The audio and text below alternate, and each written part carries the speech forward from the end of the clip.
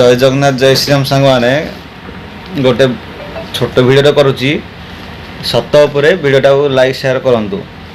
भिडियोटा है कि सरकारी चाकरी आउ प्राइवेट चाकरी भितर फरक कौन आपन जानी थे। सरकारी और प्राइवेट चाकरी भितर फरक कौन रोचे आजिका दुनिया रे कौन कौन फैसिलिटी कौन बेनिफिट आपन जदि सरकार चाकरी करेंगे आपण पाई प्रथम सुविधा रोचे कि आपण बिना टेंशन काम करेंगे आउ केते समय काम करेंगे किन काम करेंगे सेमती किसी प्रेशर ना।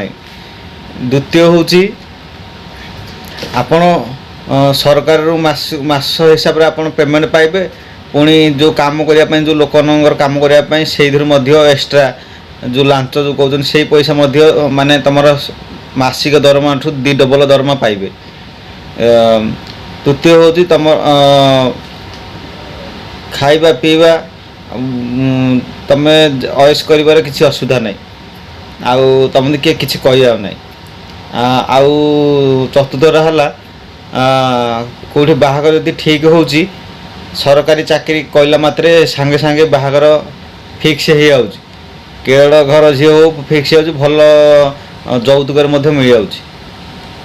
आ प्राइवेट काम करवा कर्मचारी काम करने अर्थ कंपनी ठू गाड़ी शुणा कि गाड़ी शुणा आउ काम ठीक न गले दरमा बंद करवा आउ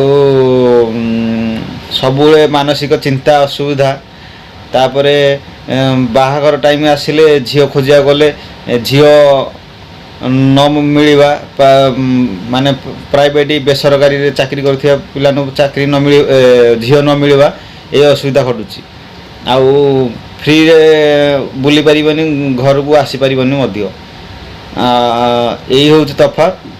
आउ आजिकल सरकारी आ प्राय बेसरकारी भितर बहुत लड़ाई चलती जी सरकारी पिला ने सब माने बेसरकारी टोकानगर गर्लफ्रेंड उठे धरी पलाउन मैरेज कर भल संपत्ति नहीं आ बेसरकारी पिला ने परिश्रम करी बयस हो जाऊँगी शेष गर्लफ्रेंड माने भल पाते झील पाई पाना आउ कौड़ी हेल्ले झील ठीक हेल्ले किए दौना बेसरकारी कम दरमा किसी फैसिलिटी ना बोली ये हूँ वास्तवता। तो धन्यवाद जय जगन्नाथ किए देह को नेबेनि।